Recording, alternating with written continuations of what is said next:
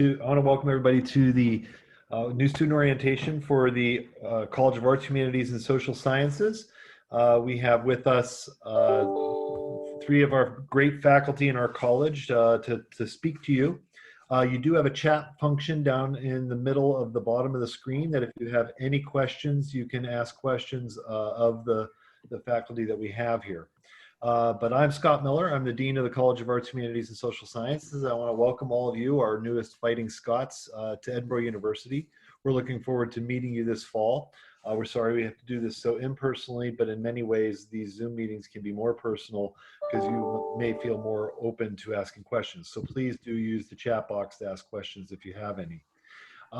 So with that, I'm going to have our panelists each kind of introduce themselves and a little bit about their programs, their departments. I'm going to start with Dr. Lenore Barbian from Anthropology to do her intros. Dr. Barbian. Hi, hello everybody and welcome. We're looking forward to meeting you all in the fall, but I'm Dr. Lenore Barbian and I am the program head for the Anthropology program.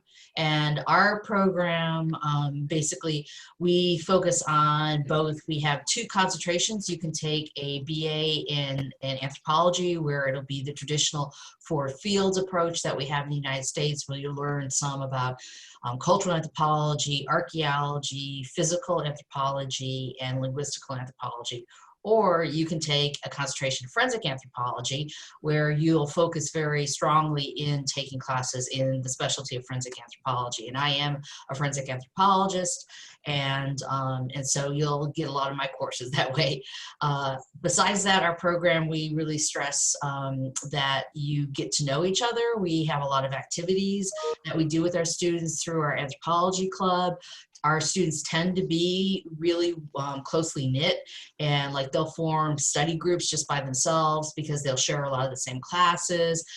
People tend to get to know each other. So I think we're a really friendly department, and I think that you'll enjoy being part of the anthropology program. Great, thank you. Now I'm going to move on to Dr. Del Rounds, who's in the same department, the Department of Criminal Justice, Anthropology, and Forensic Studies. Dr. Rounds, why don't you do your intro?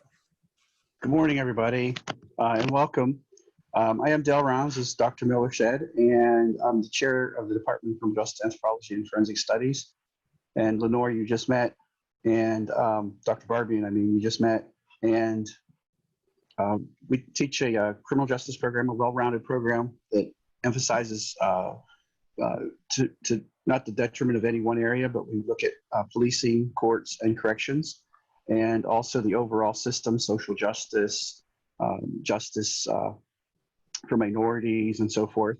And so we have a well-rounded program. We have students that go into jobs, whether it's policing, corrections, counseling. Some go to law school, others go on for graduate degrees. We have a graduate of our program that went to IUP and got his doctorate. He's the provost at Mansfield University, or an associate provost or something like that.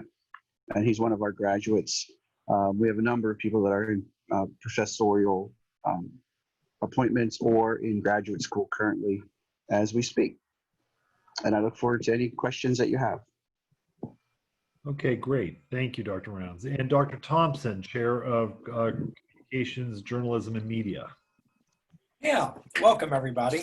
Our department, Communication, Journalism, and Media, has three programs right now: Strategic Communication, Journalism, and Journalism with a digital media concentration. A lot of our people who get jobs within the Strategic Communication area have jobs in sales, public relations, advertising, and really anywhere within integrated marketing communication. Within the journalism and digital media areas, we have people who are in broadcast, both digital broadcast applications and traditional broadcast, and working within the print media. So we have some people who are working over at ESPN. We have people working on the East Coast and the West Coast on NBC and ABC. We have one of our broadcasters, Jack Spear, is one of the hosts for National Public Radio.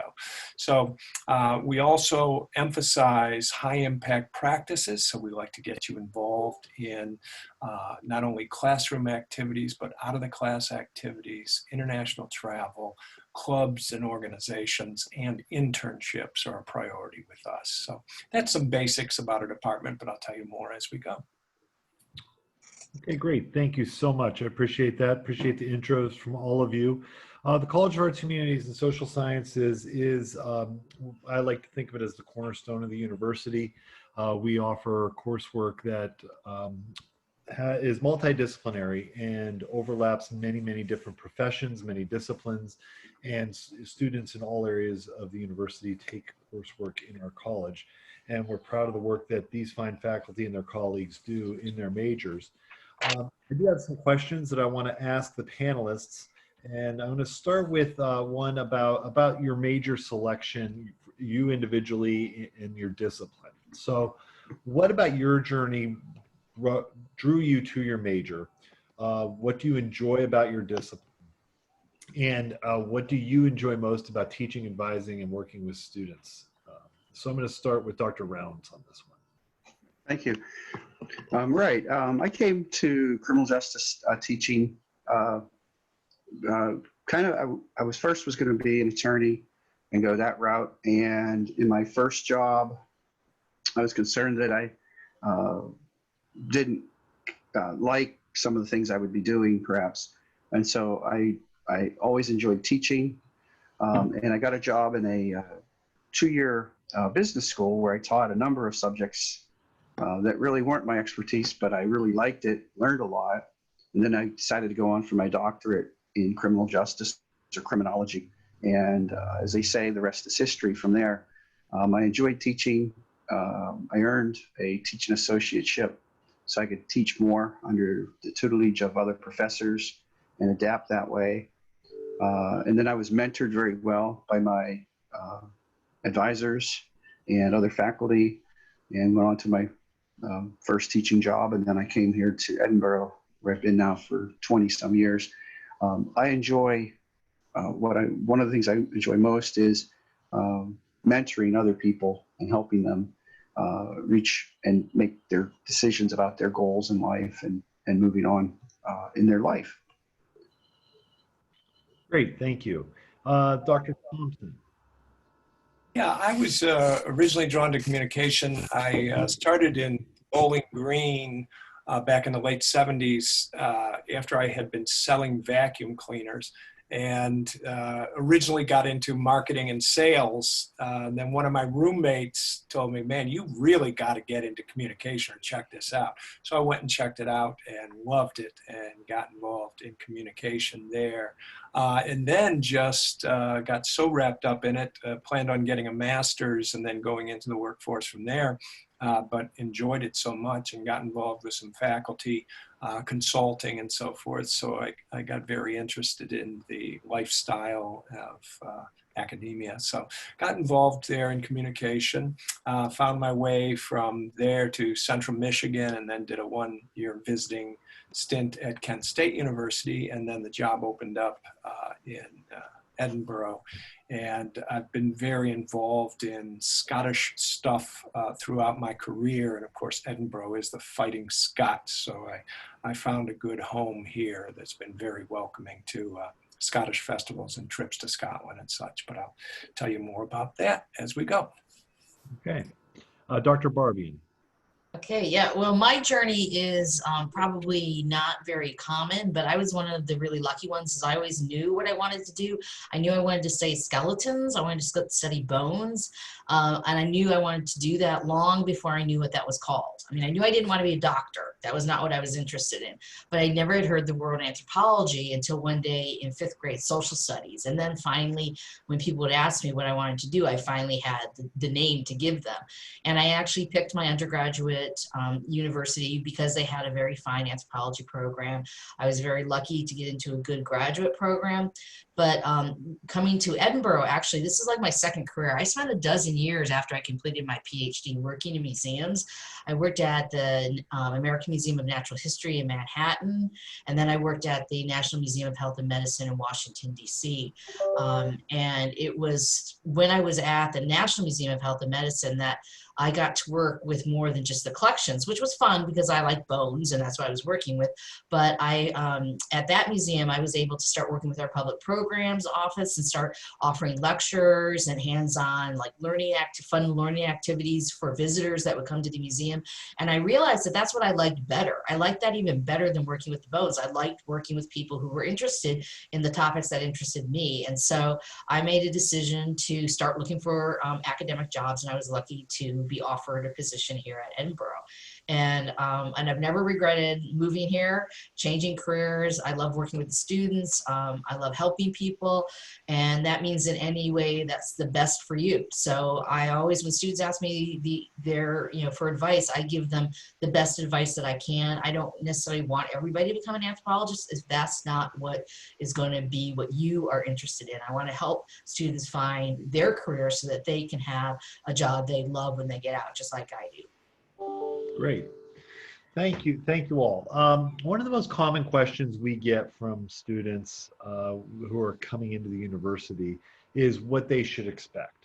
So what I'd like to ask each of you then is a twofold question from two different directions. What are the student expectations? What do you expect of students, such as class attendance, preparing for class, what to do before class, what to do after class? What do they need to know coming in? And what should they expect from you as faculty members in your department? So I'm going to start with Dr. Thompson on this one. Okay. I think that for the most part, we're hoping that all of our students are going to get involved from day one. And I'll be with students for your new student orientation and first year experience and common hour. So we talk a lot about that, about getting involved in different clubs and organizations. Again, we really emphasize high impact practices. So we want to see you take an internship. We definitely want you to see you doing out of classroom experiences like working with events that we do. We do a number of different events in the fall. We do the Highland Games. We do homecoming activities. In the spring, we do something for Make-A-Wish called the Big Wish. I've gotten involved in a lot of disc golf activities, so we're trying to do fundraising for disc golf and so forth. So we're trying to get you involved in high impact practices. We'd love to see you take an international trip. We do a lot of study abroad. We always have trips going. Of course, they got canceled this year due to the COVID. But we also have expectations, different expectations. So some of our classes are very hands-on, involved. Students are very active, interactive, a lot of face-to-face meetings, groups, and so forth. And there's different levels of expectation. Like in one class, one of our introductory classes, we emphasize, creating a portfolio that's all about you and the development of your mind through social interaction. And then as you get up into some of the higher level courses, you do have some theoretical and applied, very high level applications going on. So there's different expectations with different faculty and different expectations about whether you're going to be online or whether you're going to be face-to-face classroom. So hope that answers your question. Okay, thank you. Dr. Barbian. Hi, yeah, well, I would kind of say I could ditto everything that Dr. Thompson said, so I'll try and just add a few new things. I also will be working with the new students in anthropology in our common hour, our first year experience, and so we'll talk more about like keys to success and strategies to help you be successful here at Edinboro. But I think the biggest kind of general piece of information that I think is important is that you should think of your education as a full-time job. You're here to be a full-time student, and so you should think that you're going to work a full-time schedule, that you're going to work 40 hours a week on your school. And part of that will be sitting in a classroom, but part of it will be preparing to be in the classroom, doing the readings beforehand, doing any homework that you may have to have, studying for exams that are and quizzes that are going to be upcoming, maybe doing research eventually for papers in your upper division. And that you should be willing to put that time into it and really think of this as your job.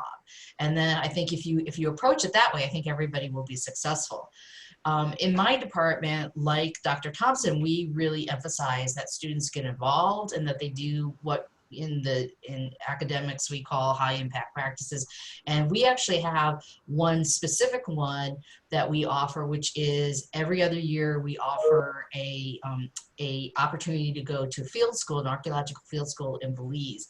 And I just want to share a few pictures. Oops, that won't let me. Okay, so you will get a few pictures of our field school, but we do offer it every other year. We were not scheduled to offer it this year, so we didn't get messed up by COVID. Hopefully everything will be good by next summer and we will be able to do it as we would normally plan. But it is a field school to Belize, and it's excavating Maya ruins, and that includes temples, residential, usually elite residential areas, and funerary temples. So there is the opportunity to excavate skeletons in the field school as well. Thanks. Dr. Barbian, why don't you try again? I think you can share those pictures now. Yes, I can. Good. All right. So I'll just go through these really quickly, not to bore everybody, but also I want just everybody to know that you do not have to be an anthropology major at all. You can just be interested in it no matter what your major is. If you just think going and living in the jungle is going to be cool, or excavating Maya ruins would be cool. So these are some of the pictures. We do partner with the Maya Research Program, and they actually are the ones that have the base camp. So this is the base camp we stay at while we're there in the jungle. As you can see, basically we're in a cleared area of the jungle. Here's some pictures actually in the different sites. It's a couple different sites you're seeing here because they have multiple sites we've excavated. But you'll see that you get to do a range of activities, everything from, just, this is excavating, and I believe that this is a temple area. This is Jillian, one of our students, and she is excavating a funerary temple right there. We have two other of our students, Tegan and Daniel, and they are actually mapping. So you'll learn basically a whole variety of skills. As you can see that the students get opportunities to do a little bit of everything, so you get a well-rounded experience. There's also the lithic and pottery lab, and you'll spend some time in there learning how to wash and catalog and package and take care of artifacts of different types, which is a great skill to have. And you'll see that many of our students have used those skills to help them get their first jobs out of their, once they leave Edinboro. But my favorite part is just being in the jungle and seeing the things that you won't see here in Edinboro or anywhere in the United States. So this guy here, he is a holler monkey. I think he tends to be everybody's favorite by the time they leave. They have these booming calls that you can hear for miles in the forests, and they are actually the sound that Steven Spielberg picked to be the sound of the Tyrannosaurus Rex in the Jurassic Park movies. So it's kind of an eerie, very cool sound you get to hear in the jungle. There's another species of monkey. There's also some really funky bugs that you can see. This is called a peanut bug. I think you can see why he's called that. And actually, even though this is clearly a very close-up, he's actually pretty big. So there are some pretty big bugs there. And of course, there's beautiful exotic flowers everywhere. Air plants are just everywhere. When you walk through a path in the forest, just look around, they're everywhere. And then if it rains, they fall to the ground, and then they're all over the ground. And so it's kind of funny that we pay money for them here in the United States. And so that's it for the field school. Let me stop my share. Oh, there we go. So that's one of our great experiences. We're the only one that offers an archaeological field school as a study abroad experience in the PASHE system. So we're very proud of that. Great, thank you. Dr. Rounds. Yes. What was the original question again? I'm sorry. What should students expect when coming in and during the semester, as far as what they need to do, and also what should they expect of their faculty? It's kind of two ways. Okay, thank you. I was so interested in those photographs from Dr. Barbian. I've been wanting to go on that trip myself, and I may get there. Let me share my screen here.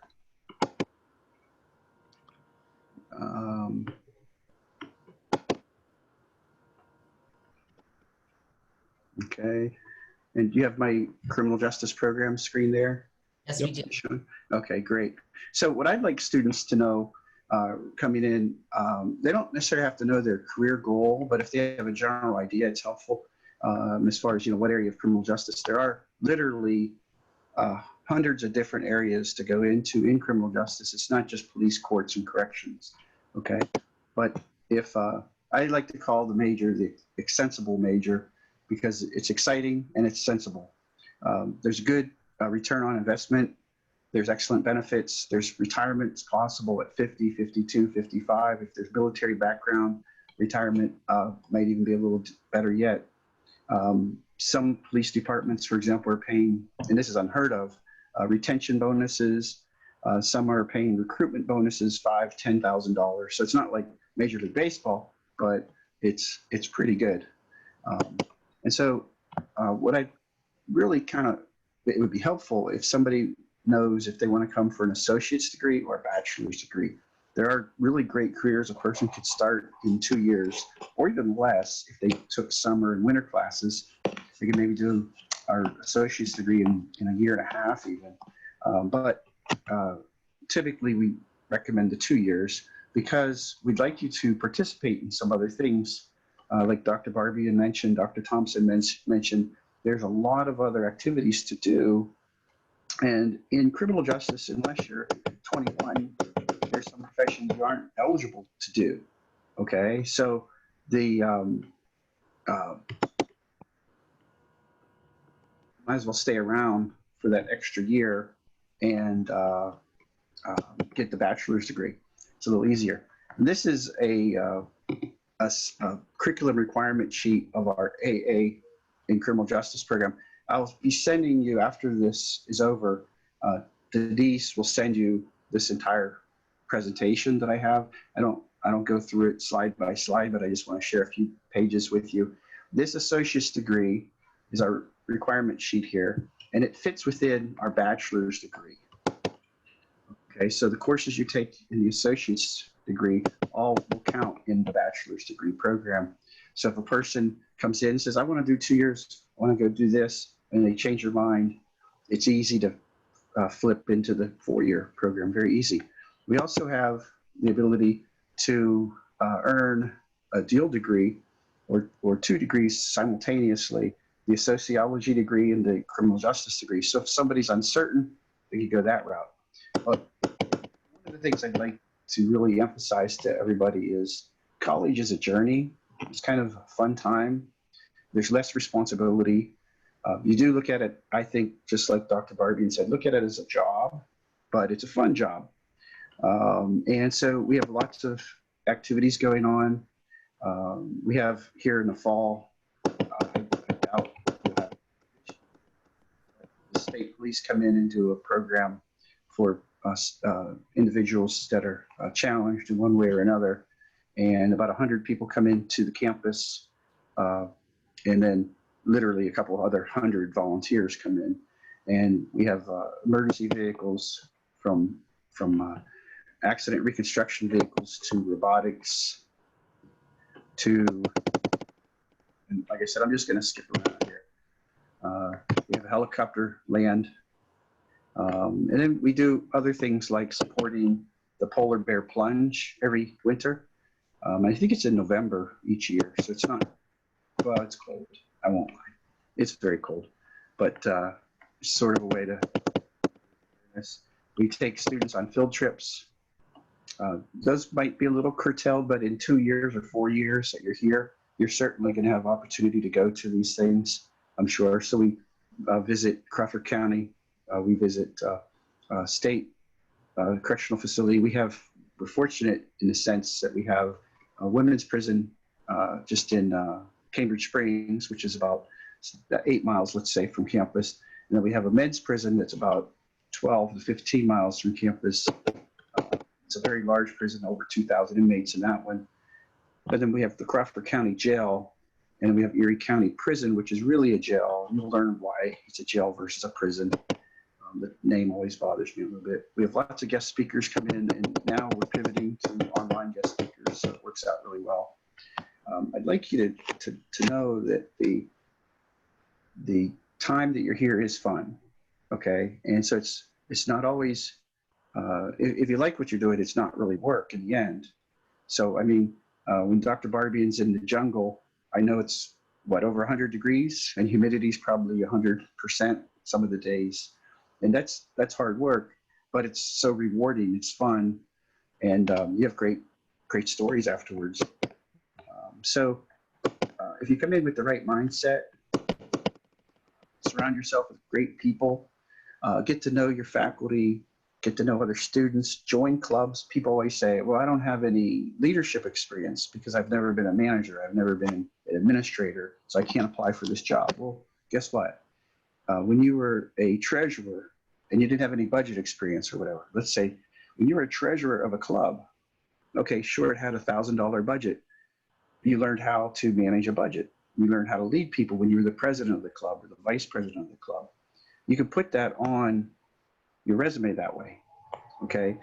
President Trump recently said the federal government was going to emphasize skills over degrees.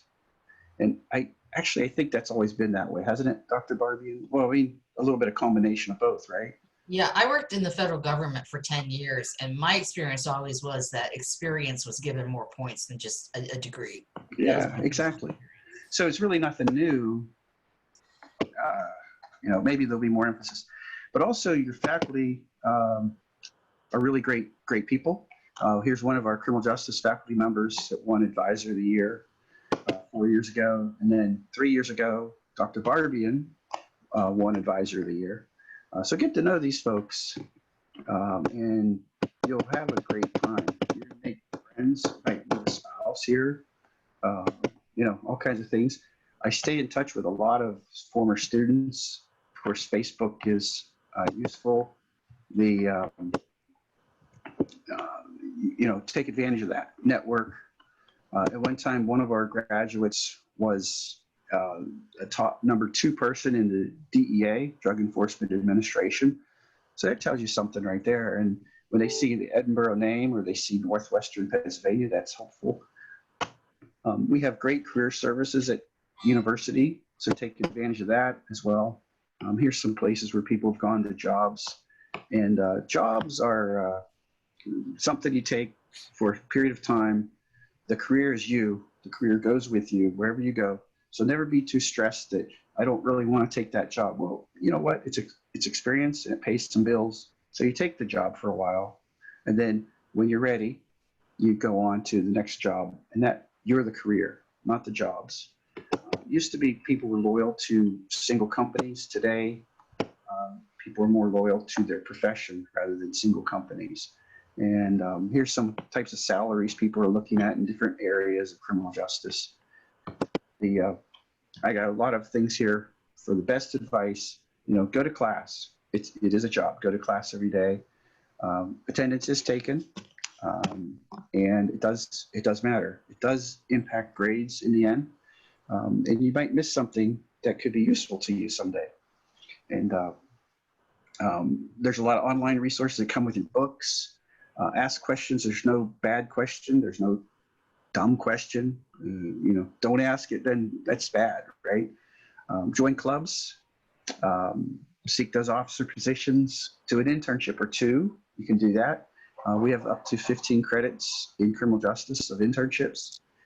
Students typically do 12 to 15 credits. We have some great internships that actually pay up to like $18, $19 an hour in some cases. So there's a lot of great things there. When you hear a guest speaker, even if you're not getting points, bonus points from a class for it, go to the speaker, go to the presentation. There's been like over in art, they brought in Chuck Jones, I believe was one of the artists they brought in, got an autograph, shook the guy's hand. He said to me, my hand was very cold. It was cold out. It's Edinboro. And he said, oh, I picture an ice cube hand here. And, so he's like imagining what he's going to do with his art next, for his next cartoon, his animation. Edinboro's motto is what is it? We strivers or something like that. For those who strive. For those who strive, and strive. That's where you're at. So do that. Your faculty will help you. If you have problems, go to your faculty. Talk to them soon. Don't wait to the end. and write, an email,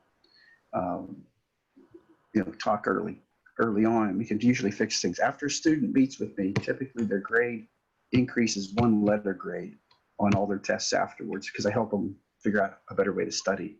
We do have study skills programs here. We have a writing center, math tutoring. There's tutoring in criminal justice. There's tutoring in anthropology. I'm sure there's tutoring in Dr. Thompson's area as well. So that's about it for my advice for you. Thanks, Dr. Rounds. I've got a bunch of questions I want to get to here. So let's go with the next one. Is this has been touched on a little bit. What type of research projects are available with faculty? And I know some of you, particularly Dr. Barbian, has done research that has led to our celebration of excellence when we do our celebration of scholarship, when our students present their research. And I know several students have presented at conferences. But research opportunities with faculty, study abroad, which Dr. Thompson's touched on a little bit, and you've all mentioned internships. So I want you to talk a little bit, very briefly, about opportunities in those areas, research with faculty, study abroad, and internships, and why they're so important. So I'm going to start with Dr. Barbian on this one.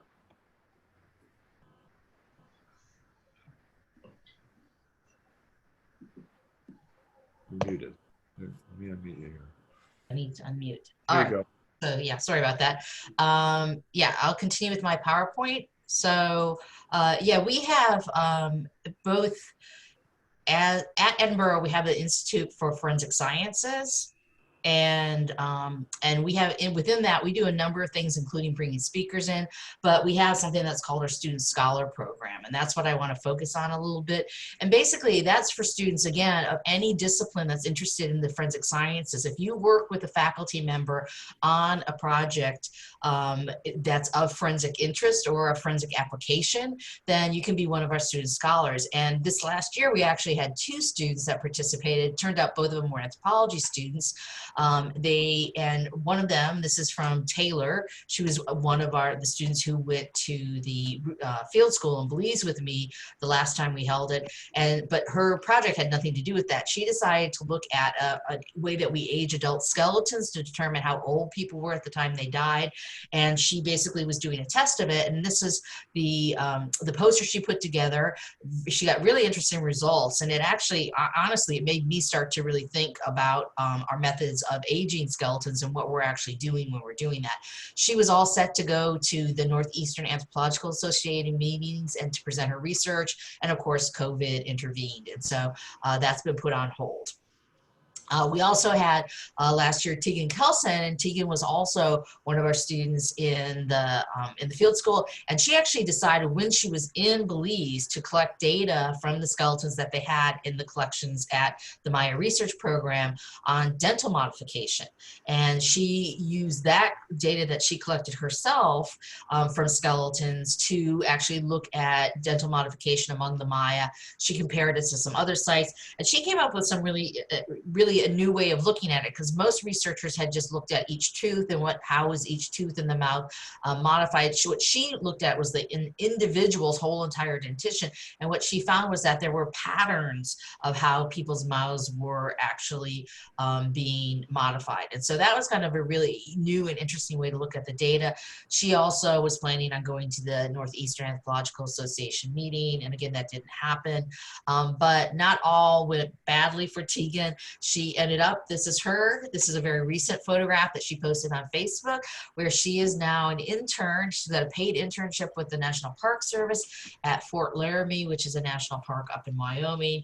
And she's, as you can see, she's rehousing some artifacts there. So those artifact handling skills she learned while she was in the field school are what helped her get this really nice, very lucrative internship. And it gives her some experience in the federal government, which is really important if you want to get jobs in the federal government in the future.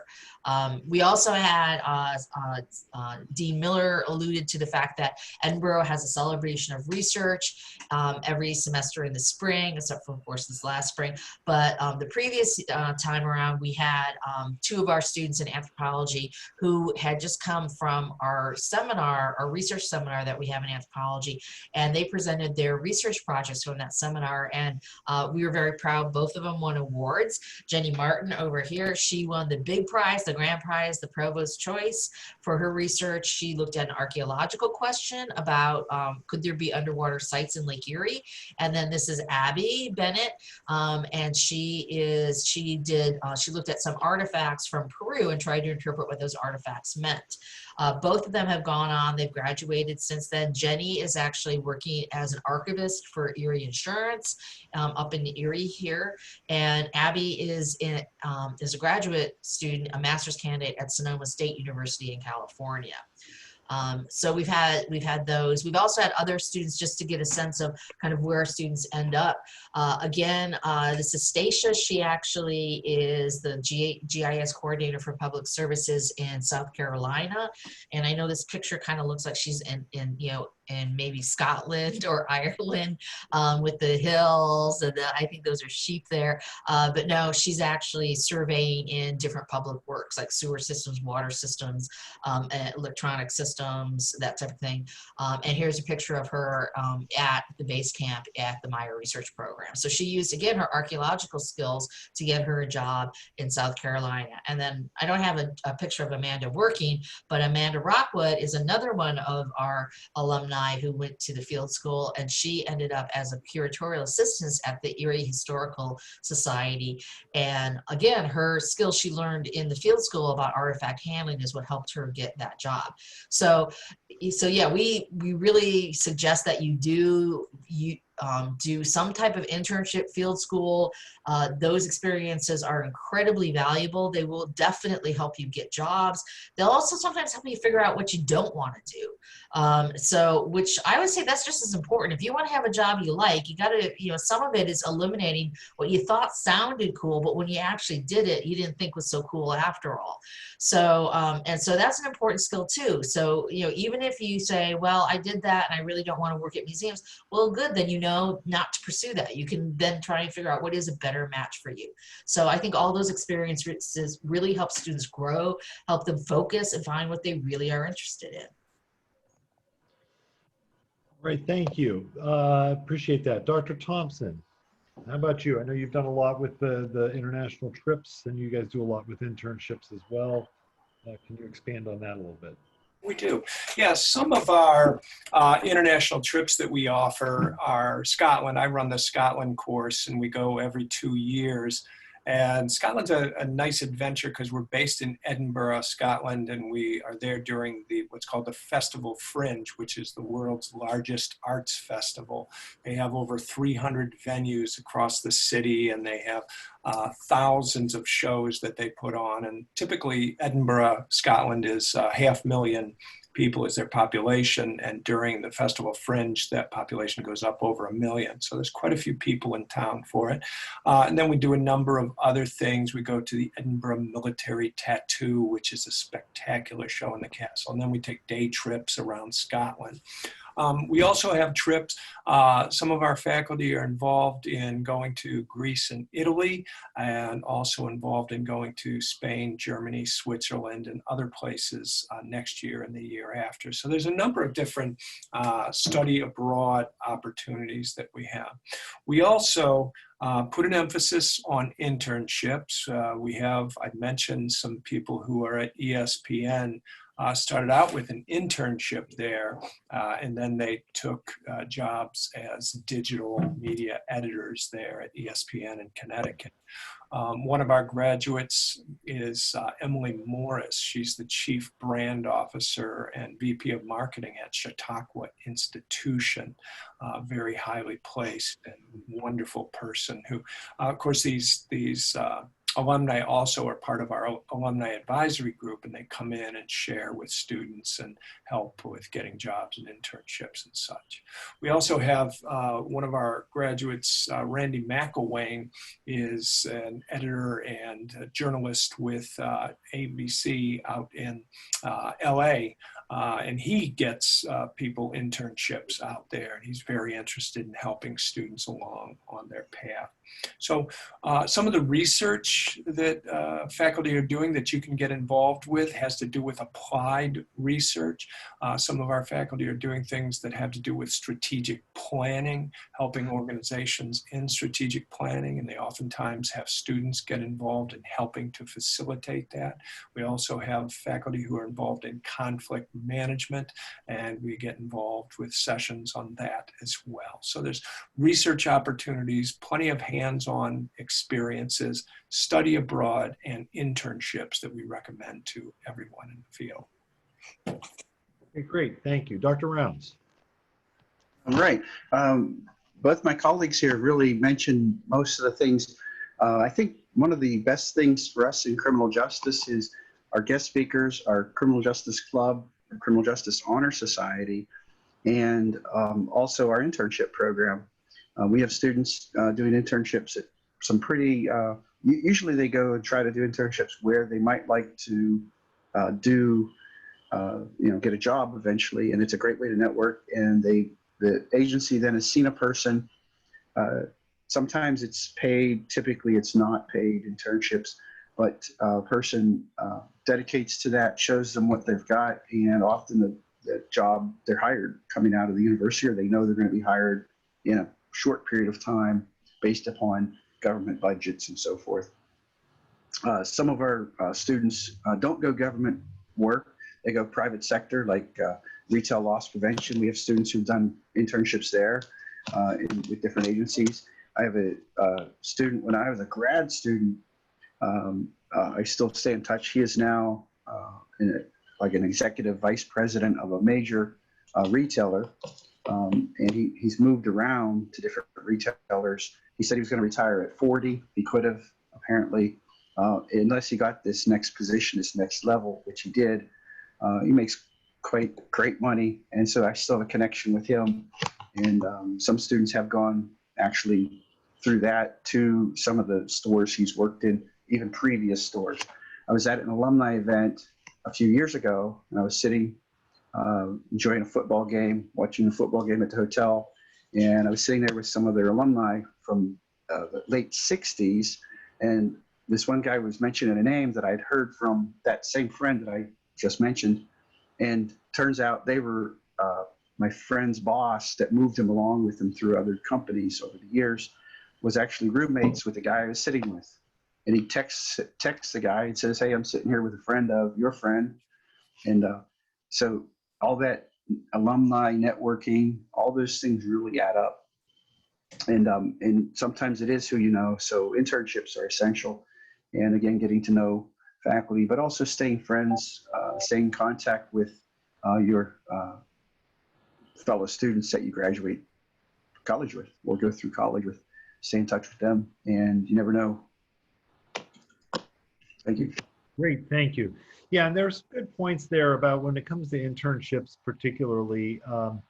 They are, as Dr. Round said, a lot of times they are just extended interviews, or they are a way to get some experience that they will now be a reference for you when you do pursue employment.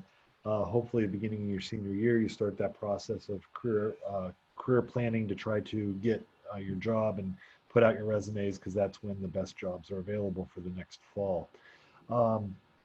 So I think it's important to mention that. And also, Dr. Barbian said this earlier with our international travel. Dr. Thompson also talked about you do not have to be in the major of the course that's offering that international experience. Our international trips, often the trip is separate from the course, where you take a course and then the trip supplements it. So you could take the trip as just a tourist or just a tag along, and you could still hear everything that the experts that are there are saying about it, but you're not doing it for credit.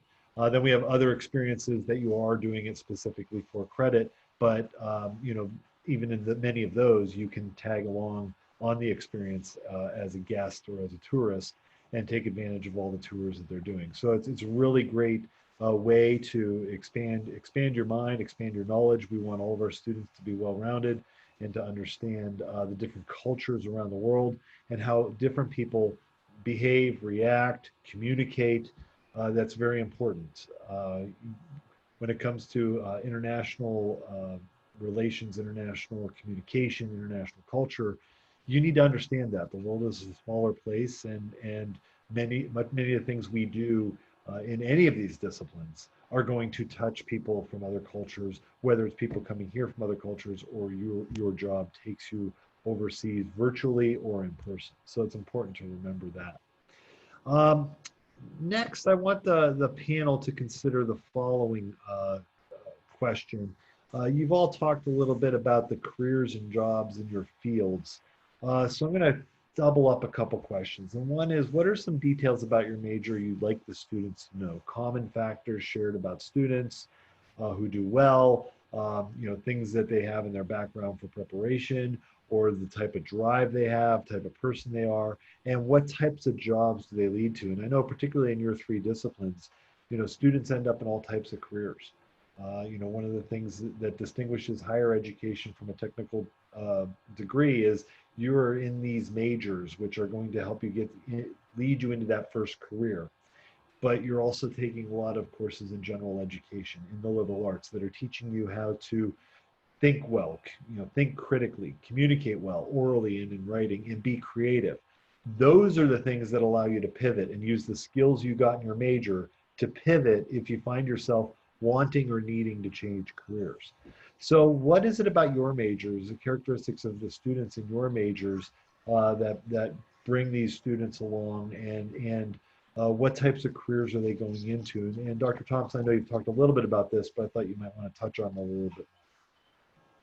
Yeah. I think that so far as our majors, again, we have the strategic communication, journalism, and digital media majors.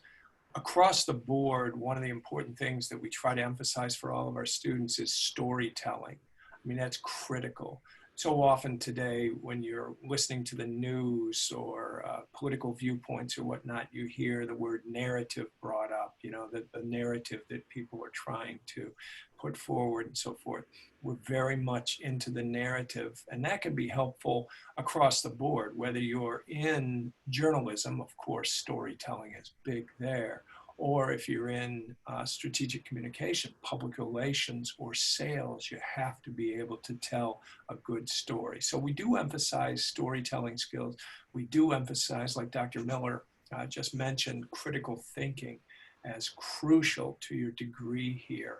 We really have to be able to approach things with an open mind and be able to debate and be able to speak freely about what we believe and listen to what others believe. So critical thinking skills are really of the utmost importance. And finally, we really emphasize leadership. In fact, we have a leadership minor that's related to our major. One of our faculty, Melissa Gibson, is very involved in that leadership minor. But we emphasize leadership skills and strategic planning, because that's going to be part of your life no matter what direction you go, no matter where you find yourselves, whether it's profit, nonprofit, or whatever career profession you find yourself in. You're going to want to be adept at strategic planning. That is, looking ahead to what's the vision for what we want to see. Maybe it's fundraising, or maybe it's an event that you want to put on. What's the vision for what we want to see? And then what are the steps to creating to bring us to the fruition of that vision? So those are the things I think storytelling, critical thinking, and leadership strategic planning are really emphasized in the majors. And let's see, going in reverse direction this time, Dr. Rounds. Yes, curiosity. Curiosity is one of the biggest things. Of course, it's related to critical thinking skills. It's related to a lot of what Dr. Thompson said. May 25th, 2020. That date, you remember what it was when I suggest this. George Floyd. Remember what you were doing first time you saw the video of Mr. Floyd and the police officer? In no way was that a correct police procedure whatsoever. So we have two types of change in our society. We have evolutionary, which is most change, And then we have revolutionary with an R, revolutionary. And that's what we're having right now. And in criminal justice, that's what you can be part of. And so that ability to adapt, to change, to expect change, to expect it to be quick. And that's what our courses do, that quick thinking, strategic thinking, preparation, knowledge, and curiosity, creativity. I mean, I can go on, but I'll stop there. That's what we do. We prepare you in a well-rounded way for all of those events. And a lot of people go into different careers and change, or jobs and change into other jobs, and that becomes their career, and they end up where they do, and they're pretty happy. So that's what I think we can do for you. Thank you. Great, thank you. And Dr. Padney. Yeah, I mean, I would say, certainly skills that help students be successful, no matter what they want to do with their degree afterwards, whether it work in museums or archives, or go to graduate school, or work in the public sector. All of them certainly benefit by critical thinking and leadership skills. And it's interesting to me that our students who do take on leadership roles, even just within the Anthropology Club, are usually the students that get jobs very quickly and get jobs that they're very excited about.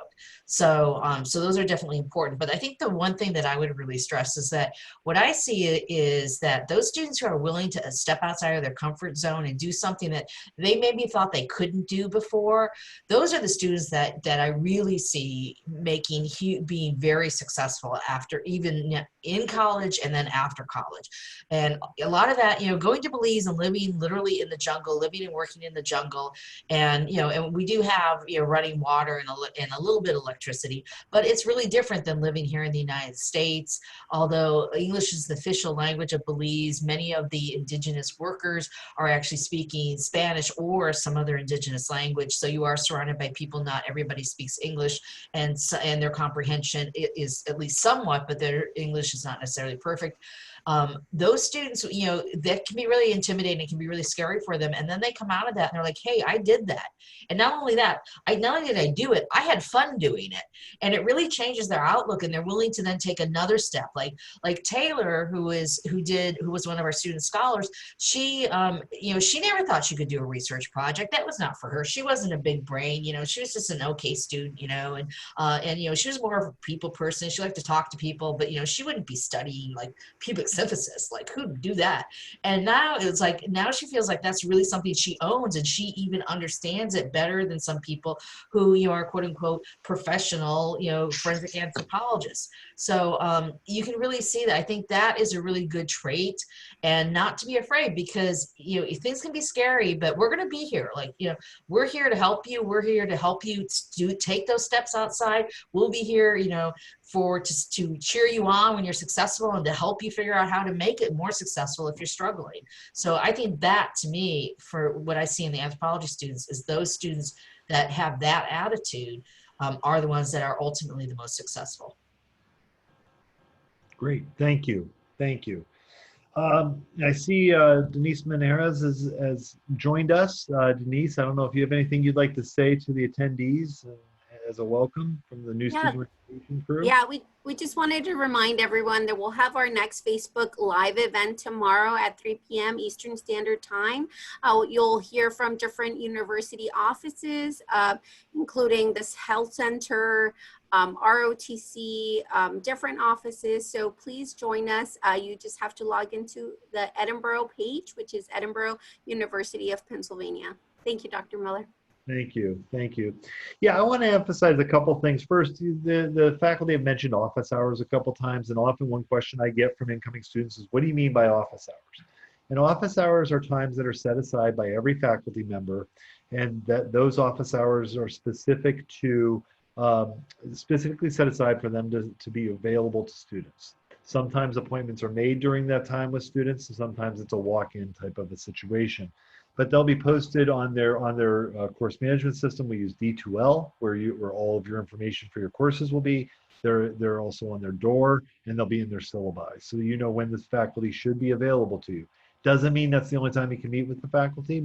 They are always willing to make appointments with you outside of that time to accommodate your needs based on your schedule and the situation you have. Sometimes they might even tell you, let's not do this during office hours.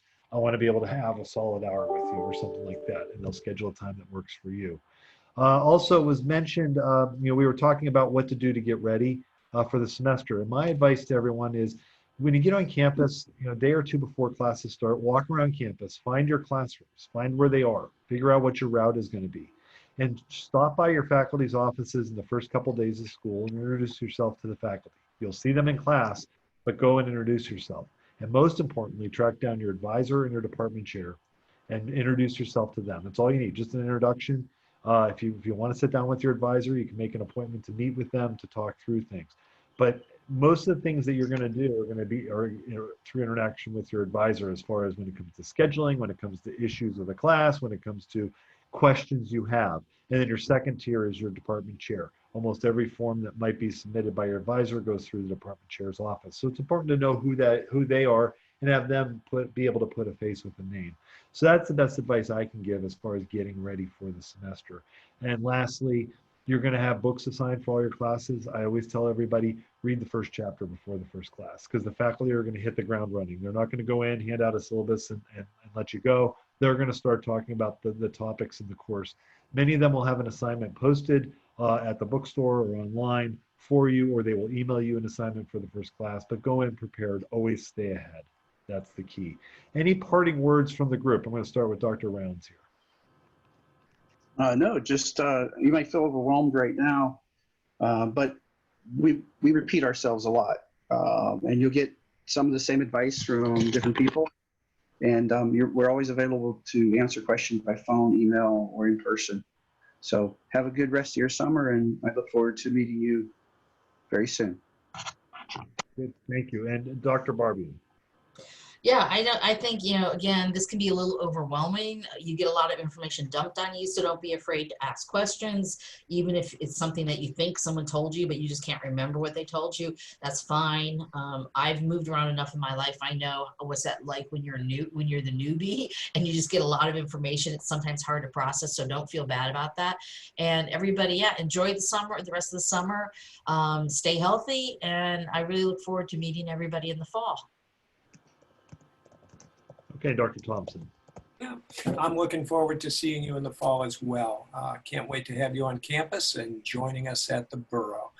Love all the advice that my fellow panelists have given you, and I really do agree with Dr. Miller that you really want to get a sense of the place and get around and stop in, maybe visit your professors, your advisor, and your chair. Get to know the place. Yeah, we'll be seeing you soon. Very good. Thank you. Denise, do you have anything to say before we sign out? This session will be recorded. If you want to view it again, you'll get a student email in a couple of weeks. So in case you arrived late or anything. Okay, wonderful. So I want to thank everybody. I want to welcome you all as our new Fighting Scots. We look forward to seeing you in the fall on campus.